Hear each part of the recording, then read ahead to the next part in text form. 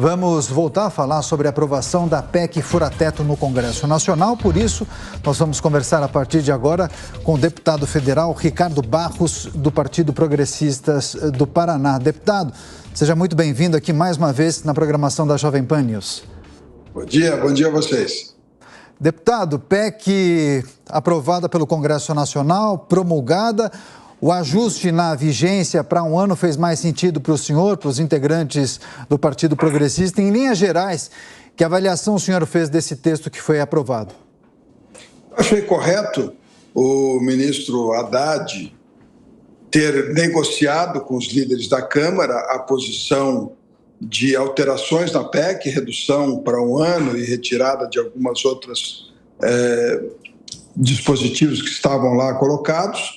Isso permitiu um acordo. O nosso Partido Progressistas, por exemplo, votou a favor da PEC na Câmara dos Deputados, contra no Senado, mas na Câmara votou a favor, e permitiu a aprovação da PEC para garantir, através de uma decisão do Congresso Nacional, os R$200 a mais do Bolsa Família, o Auxílio Brasil, para os brasileiros, o aumento real do salário mínimo, essas duas promessas do presidente Bolsonaro, que ele autorizou a base a cumprir, mesmo não tendo sido eleito, e, obviamente, durante a negociação, o governo de transição conseguiu um pouco mais do que nós estávamos dispostos, desde o início, a dar, que eram 80 bilhões em um ano de prazo. Mas é uma negociação normal do parlamento, e acho que ficou, ao final, um resultado bom para todos, porque o parlamento assume sua prerrogativa de tomar as decisões que estavam sendo usurpadas pelo Supremo Tribunal Federal. Agora seguimos com a pergunta de Amanda Klein. Líder, muito bom dia. Eu queria perguntar ao senhor agora, como deputado experiente que já foi líder do governo Fernando Henrique, vice-líder do governo Lula, líder do governo Bolsonaro, votou a favor da PEC da transição. Eu quero apontar para frente. O que a votação desses últimos 2 dias sinaliza em termos de formação de base aliada do governo eleito? A gente viu que deputados do União Brasil, PSD, MDB, a maioria votou a favor, a maioria do PT da Câmara votou a favor, republicanos e PL contra. É possível conversar com republicanos e PL, que participação e que postura terá Arthur Lira nesse novo governo? Será uma figura imprescindível, apesar do orçamento secreto ter sido extinto, é uma figura ainda muito poderosa. Como estará o PP no novo governo? Queria que o senhor desenhasse mesmo, explicasse um pouco para a gente quais são as perspectivas desse governo eleito, inclusive no que diz respeito a contrapartidas, porque se o Centro Democrático votou a favor dessa PEC, naturalmente deverá ser compensado com o Ministério, por exemplo, ou com cargos importantes, não no sentido de demonizar a política, mas é porque a política é feita através da participação. Eu não penso que nesta votação existiram negociações desta ordem. Nós, da base bolsonarista, votamos porque o presidente concordou em entregar o aumento do Auxílio Brasil e o aumento real do salário mínimo, propostas suas de campanha, e por isso nós votamos a favor. Não vejo que tenha havido negociação de cargos para esta votação. Eu penso que o governo vai ter muito trabalho para formar sua base. Nós, do Progressistas, por exemplo, temos ampla maioria de parlamentares que não podem se aproximar do governo porque o ambiente da sua base eleitoral não permite. Então, temos um tempo de distensão para ver como as coisas vão ficar, se o governo vai bem, se o governo vai mal, que tipo de articulação será feita.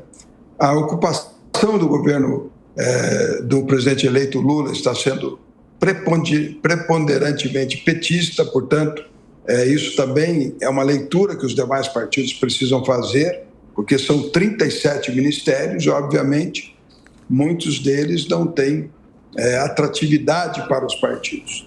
Então, nós temos que pensar que é uma tarefa do presidente Lula construir a sua articulação política, que ele tem experiência nisso, né? Nós já fomos governados pelo PT há 14 anos e me parece, na formação inicial do governo, que não temos novidade, vai ser mais do que já foi naquele período anterior, e nós estamos aqui, o país está em ordem estruturado.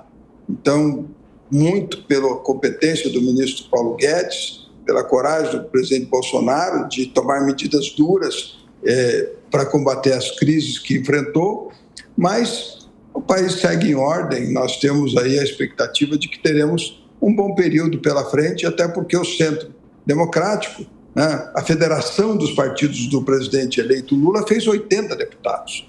Precisa negociar com o Centro, e o Centro tem as suas balizas também de concessões que pode fazer ou não. Não entregou tudo que o Lula queria quando era presidente para as questões trabalhistas, para as questões sindicais, não entregou tudo que o presidente Bolsonaro queria na pauta conservadora, e também vai ser ponderado agora no que poderá ser feito para atender às pretensões do governo Lula. Mas a articulação política está apenas começando. Esta votação da PEC não baliza a base do governo do presidente eleito. Ela foi feita por concessão do presidente Bolsonaro. Coronel, sua pergunta? Bom dia, Ricardo. Nós sabemos que o valor é muito acima do que os programas sociais exigem. A conta ela gira em torno de 40, 50 bilhões, podemos até falar em 70 bilhões para honrar o Auxílio Brasil, o Vale Gás e mais alguma outra coisa. E a gente sabe que o valor superou muito isso.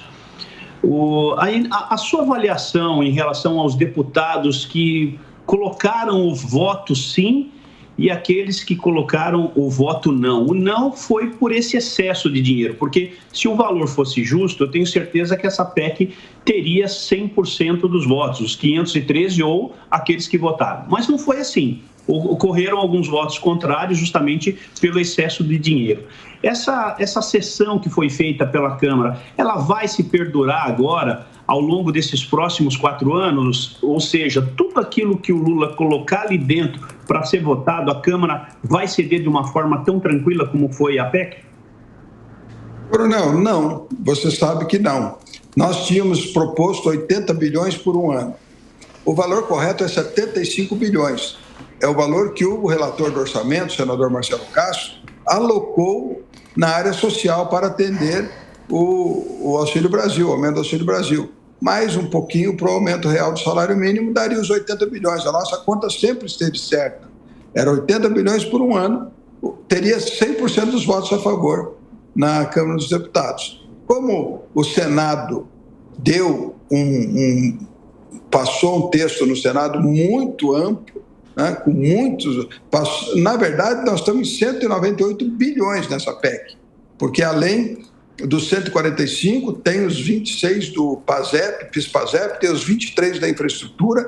Então, a PEC, no final, nós estamos liberando 198 bilhões, tiramos o teto da Constituição para uma nova regra fiscal ser votada por lei complementar, ou seja, por metade mais um dos deputados. A nova regra fiscal vai precisar de 257 votos, quando precisaria 308, que nós já entregamos, retirando, que eu acho que não devia ter sido feito, mas foi feito. Eu acompanhei o meu partido nas votações, porque o governo liberou na Câmara a votação da PEC, e nós temos agora uma realidade que se trata deste cumprimento do compromisso de campanha. Não pensem que essa votação da PEC é a base do futuro governo, porque não é. Ela foi feita porque nós tínhamos compromisso de garantir os R$200 a mais para as pessoas que precisam no Brasil. Promulgação da PEC fura-teto e também as perspectivas para o Congresso Nacional, especialmente a Câmara dos Deputados, no ano que vem. Assuntos tratados com o deputado federal Ricardo Barros, do Progressistas do Paraná, que é o líder do governo na Câmara, a quem mais uma vez agradecemos pela participação. Bom dia, deputado. Até a próxima.